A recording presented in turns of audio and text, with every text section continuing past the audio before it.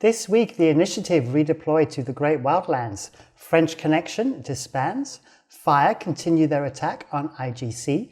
Fountain stabilizes. And over 1 trillion ISK of ships is lost between Papi and the Imperium as Papi tried to find a way to break into the O-EIMK constellation. And also don't forget there is a prize draw for 2 Malescope syndication skins, and I'll be providing details of how you can enter in that prize draw later in the show. Hello pod people, I'm Frost and this is your weekly EVE Online War Update.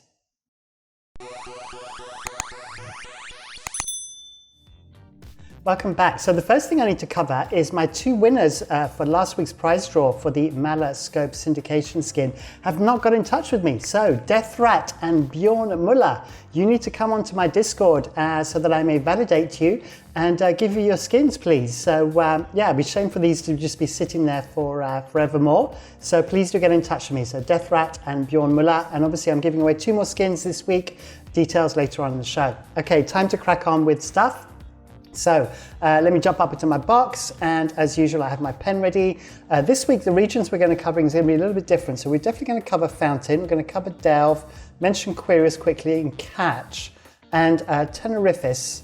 And then we're going to kind of miss out everything else, all of these. But the area that we are going to cover, and I need to get my pen thing over here, is up here. So Kalevala, Ethereum Reach, and the Great Wildlands. And I have some news there. So the big news is that the initiative have redeployed to the Great Wildlands. And if we actually jump into that and take a look, they've actually anchored a Fortizar up here in BRT-OP. Now, what will probably make more sense is if I actually go into Ethereum Reach itself, and you can see right there, there's BRT-OP. And what has been happening is essentially the initiative have been reinforcing some iHubs. So they actually reinforced this whole constellation here. So 1 Pandemic Legion system, 1 Pandemic Horde, and some Slice systems. On top of that, they have actually been destroying some jump gates. And if I actually bring up my structures, you'll be able to see here we go. So even just today, this is quite an important one, the LXQ2-T gate. Wow, what a mouthful. Is actually quite an important gate, and that's actually been destroyed today. And you can see that there's a couple more here, and then a couple more down here. So belonging to Slice and Pandemic Horde. And also there was one in Kalevala. So that's that last one there. All right, so that's kind of an important factor. So what's happening here is what makes this different is this is kind of the first time that PanFam have actually been kind of backline attacked by the Imperium. So up until now, it's been primarily Legacy and the old Legacy's coalition space, which has now, as you know, been pretty much cleared out. So as a consequence of that, the initiative, like I said, have deployed to BRT-OP in the Great Wildlands. Now, the thing to note with the Great Wildlands, if we jump back here again, is that if they lose this Fortizar, there are very few stations in the Great Wildlands, as you can see right here. It's not like Curse where there's like all over the place. So it's kind of really important that they hold on to that Fortizar. Now, that Fortizar was actually attacked. I have a battle report here. As you can see, it didn't kind of work out too well for the PanFam side. You know, they lost 32 billion versus 6.68 billion loss to the initiative. But they did actually manage to succeed. This is PanFam. Did actually manage to succeed in putting the Fortizar into Armor Timer, and that Armor Timer comes out on Tuesday the 4th at about 9 p.m. UTC, which is kind of prime time EU, which is, as I remember, the initiative's kind of best time, as well as obviously PanFam are very strong in that time zone. So I'd expect a fight to break out over that. Now, I'm glad to see as well that this is a full deployment from the initiative. They brought out their whole wardrobe. I have spotted so far Munins, Gilas or Healers, Bombers, Ravens, and even some Carriers. So yeah, good to see the initiative kind of bringing their whole wardrobe and having plenty of outfits to go to show with. All right, so that is the Great Wildlands covered and Kalevala and the initiative. So obviously the one last thing to say as well, with regards to these iHubs, as you can see, so far they've all been successfully reinforced. But as you will see later on, the PAMFAM had to bring out a considerable force to fight over these. And I believe they brought out about 500 toons or more to this region, and obviously they took those out of Delve. And this will actually coincide with some stuff that was happening in 3-D, but I was also quite surprised that the Imperium didn't really take advantage of that. That, you know, a good third of the numbers were taken out of Delve in order for this operation. And there would have been an opportunity there to really potentially do some hitting back from the point of view of the Imperium, but that didn't actually happen, so that was actually quite surprising. Now, let's move on from there. So now we're going to go back to our kind of usual parts of the world. So Detorid, there's nothing going on. Tenerifis, there's just a couple of quick things I need to mention in Tenerifis.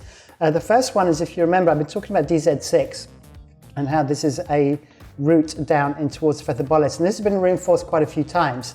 It now looks like it's kind of settled down now, so I'm not expecting kind of anything more. It looks like whoever was reinforcing that's given up on that. What is noticeable though was up here, Dreadbomb have taken another iHub in Tenerifis. So they had this one here previously in 3L3N-X, and this may be giving them some projection. So they may be looking to potentially push into Imensia from there. I think you can actually bridge into Imensia from there. And also it gives them kind of coverage of all of this side, or the west side of Tenerifis as well. So yeah, something to look out for there. I don't know if anything's going to come of that, but it was just something that popped up. All right, so then let's go back to our universe again. Nothing going on in Impasse. Red Menace Coalition are doing just fine in there. Imensia, one last thing in Imensia as well. XIX have now started pushing into Imensia. So if you remember last week, they pushed out Combat Wombat. Combat Wombat have now dissolved. And most of them, if I remember correctly, have moved into Wrecking Crew, or into Dreadbomb in Wrecking Crew. And so XIX is taking this old vindictive territory and kind of setting themselves up and projecting more into Imensia.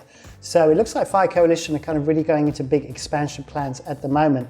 And actually brings me on nicely onto Fethobolis. So with Fethobolis, IGC have been the target of XIX. They made this very, very clear that they were interested in this system, in this region. And they have obviously been taken this iHub, which is the Keepstar system for NVIDIA Gloria Comes. And NVIDIA Gloria Comes have been getting assistance from Red Menace Coalition. But in this case, it hasn't stopped them from losing a whole constellation up here. And this is all XIX doing, or Fire Coalition to be precise. Fire Coalition have also taken out 2 jump gates. They took out one at the beginning of the week. This is belonging to IGC. One later in the week. And they've also been attacking some structures. They did try to attack a Citio, which I understand was saved. They've killed a couple of Tataras as well. So Fire Coalition are keeping themselves very busy attacking IGC. And as you saw, they're now into Imensia as well. So Fire Coalition keeping themselves quite busy. And I believe they're also still participating in activities in Delve on the Pappy side.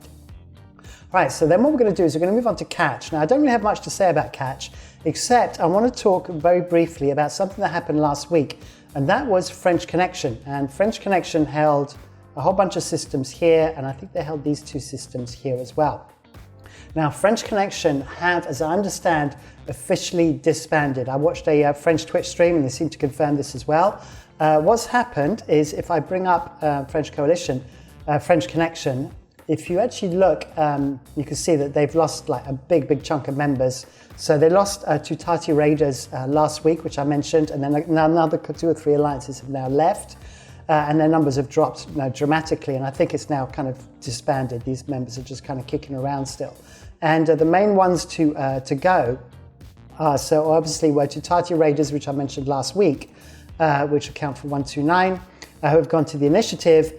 Bullshit Bingo Club as well has gone to the initiative, which makes up the majority of the numbers. And then Lost Legends, which is kind of, I think, one of the other bigger corporations, has gone over to Toilet Paper, who I believe are up in Syndicate Way. I think they're in the northwest somewhere. I haven't been keeping an eye on those guys. So French Connection is no more. Having said that, French Connection were very, very closely tied to the initiative, so it kind of made sense for those corporations to then move into the initiative if French Connection was no longer going to be a thing. But French Connection have been kicking around for quite a while now, and sorry to see them go. It was good to see kind of a whole like French alliance like that. But I wish them all the best anyway. So obviously Against All Authorities have expanded a little bit now and have just taken a couple more systems that belong to French Connection. Now the only other item to mention is down here, a Fortizar belonging to Dracaris in 4-07 was destroyed. It was destroyed by Legacy Coalition, so that was Tess, Brave, and a whole bunch of other people in Legacy Coalition came over and killed that. So that may be a sign that potentially Legacy Coalition may be trying to get into South Catch again. If you remember, they actually tried a few weeks ago, I think it was Evictus, or no, Severance. Severance came in and actually managed to flip a couple of iHubs here, and then they were flipped back. So yeah, that's something else to keep an eye on. Okay, so that's pretty much it for Catch. What we're going to do now is we're going to do our giveaway like we did last week. So my giveaway for the time being is still the Amala Scope syndication skin, which is right here. And this skin, I have 2 to give away, and it's going to be a prize draw. And the way you enter in the prize draw is you have to put a sentence in the comments which includes the words Jumpgate. So you have to say something that includes the words Jumpgate. Do not put Jumpgate all on its own, because otherwise people that don't watch the series will know exactly what the keyword is, and the whole idea is to try and kind of encourage the prizes to go to people that actually watch the show. So you have until 1800 UTC on Friday the 7th of May to enter the prize draw. And then after that, normally on the Friday night, I will then post in the comments, I'll reply to you in the comment if you are a winner, and then you can get in touch with me on Discord to validate. So please do make sure that you check your comments, your notifications to see if you have won. All right, so there you go. So that's the Malascope Syndication Skin prize draw done. And the keyword once again is Jumpgate. And by the way, if you enjoy the show, please like, subscribe, hit the bell icon for notifications. Please talk in the comments. It doesn't have to be about jump gates. It can also be about other stuff. You're welcome to join my Discord if you want to give me some intel, give me details on stuff that's been happening. And obviously do make sure that you mention me in your Corp Discord and Discord Alliance. All right, so that's pretty much it for that. So let's get back into our maps again. So let's go back to our universe. And once again, nothing to say with Paragon Soul and Period Basis. Queries, I'm going to just jump on very quickly just to talk about something about Brave. So a chap from Hemus, that's Hemus, got in touch with me. They're a Bulgarian corp that were part of Reseda Regnum, then helped set up Sentinel Dawn. They're now in Brave Collective, and they are a Slavic-speaking Bulgarian corp, and they wanted me to give them a mention so that Bulgarian players know that there is a home for them. So there you go. That's all done. I've also posted that down below so that you can read it if you are Bulgarian. Okay, so time to move on. Fountain. Fountain, as you remember last week, I talked about the Fountain Book Club, or FAPI, or Fountain Coalition, all the different names it came under, how basically all of these alliances, except these guys, all banded together and are all working together for the safety of Fountain and to create a safe environment for them. And that is pretty much stabilized now. And as you can see now, there's United Fleet are kind of getting pushed out as I expected would happen. They're getting their iHubs reinforced, so I would imagine that by next week they will probably be gone. I may be wrong, they may be able to call in some friends. We'll have to wait and see. But they have got all of the guys that are here in Fountain up against them, so they do have their work cut out. Okay, so next up, we're going to now go into Delve. So obviously with Delve, everything has been focused around this constellation, and it was about the siege of 1DQ1-A, or the O-EIMK constellation. And what has actually happened is the area of focus has been 3-DMQT. And I need to mention as well, obviously there was one, by the time of last week's episode, there was one Keepstar left in PS-94K. There was a Satio there as well. Both of those were destroyed. No kill mail was generated for the Keepstar in PS-94K, but it was destroyed. So on the very night, that was the Tuesday of last week. I can't remember the exact date. I don't have my calendar to hand. Let me just see if I can bring it up quickly, just so I can give you a specific date so I can be accurate. Tuesday the 27th of April. that last CubeStar died, and that is when the assault on 3-D MQTT started. So essentially, Pappy have been trying to get into 3-D and to destroy the Cynojammers and to take out the jump gate. So there is a jump gate, let me do this in pink, from 1DQ1. Oh, there we go, let's join that back together. That's for some reason delaying on my draw, I don't know why. There we go, so that is the Goonswarm one. And then Pappy have a jump gate that goes down to here. There we go. Once again, I've got a bit of a lag on that.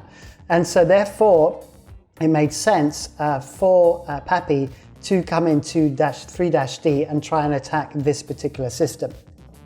Now, obviously, they've been trying to take out the jump gate because basically the Imperium have a very easy access into 3-D.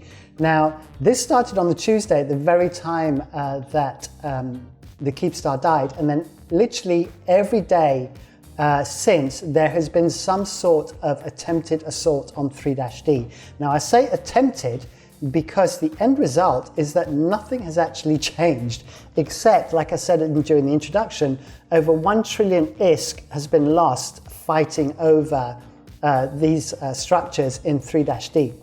So I did a quick little tally, so you can see I did some battle reports here. I did one for every day, and I included 3-D, N-A, 1DQ1A, and E-V. And obviously the reason why, so if I go back to my my map again, is because this is kind of, these are kind of, oops, sorry, these are all the areas that are kind of associated to this. Sometimes some of the fleets from Pappy have been going back in this direction and going through 1DQ1. Now, the thing to be aware of with these battle reports is obviously they include 1DQ1, so you've got to take into account things like whaling deaths and just random travel deaths. So these figures aren't exactly accurate with regards to the assault on 3-D, but they give you a kind of a generic kind of feel for the numbers that are involved. And you can see that on this particular day, Goonswarm made some bigger losses. On this day, then the Pappy made some bigger losses, and it just flips backwards and forwards. Whoops, let me just go back to here. On this day, it was the Imperium. The next day, it's Pappy. And you can see I've basically just done every single day and basically just tallied up the numbers. And it worked out to 596 billion for Imperium and 487 for Pappy. But the real importance here isn't so much the actual figures and who lost the most. It's more the case of the fact of the amount of ISK that have been spent to actually achieve very little. Because the whole purpose of this exercise from Pappy's point of view has been trying to find a way to break this constellation. And I also am glad to say that basically on my count, I think I've counted them all, 3,319 Feroxes were killed in the making of this show. And anyone who knows me knows I have a deep disdain for the Ferox. So the more Feroxes that die, the happier I am. And once again, this proves that whilst Feroxes are cheap, they're mediocre ships, and all they are good at is dying. And I think in one night, Pappy lost 1,000. On another night, the Imperium lost 500. So hopefully this is proven once again that the Ferox is a waste of time and people should stop building them and stop undocking them because I hate them. All right, there you go, rant over on my part. So what we have got from this though is that lots of things were tried. So the Feroxes were tried, the Imperium tried Horde Dreads, that didn't work out very well for them, they lost a lot of Horde Dreads. And now it seems to be like the Imperium are favoring carriers. And so their approach is to put carriers on a CubeStar, because obviously the CubeStar is on grid with the Cynojammers and the jump gate, and then whenever the timer comes up, they will just swarm those jump gates or those structures with loads and loads of fighters, which obviously causes tie-dye and also makes it very, very difficult for subcaps to be able to kind of engage, as fighters will be extremely efficient against subcaps. So I've actually got a live feed right now of 3-D. And you can see if I just hover over, you can see there's one Cynojammer here, there's the second one there, there's the maximum of 3 Cynojammers, and the jump gate is over here on the left. Nothing is reinforced, which goes back to what I was saying before, which is that 1 trillion ISK was spent and no real progress has been made. I think Pappy is still struggling to find a solution. Obviously, the Imperium will keep spending resources with each attempt that Pappy is making.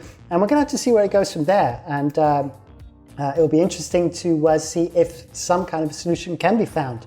And if not, then we may end up in a stalemate, and we'll see where that goes. All right, so that pretty much wraps it up from me. I think I got pretty much covered everything. So as always, I'm going to finish off with saying please like, subscribe, hit the bell icon for notifications. Please leave comments. Don't forget to do your comment for the prize draw. Do mention me in your Discord, whether it's Corp or Alliance. And do come onto my Discord as well and come and say hello. Link is in the description. All right, that's it from me for this episode. See you on the next one. Bye.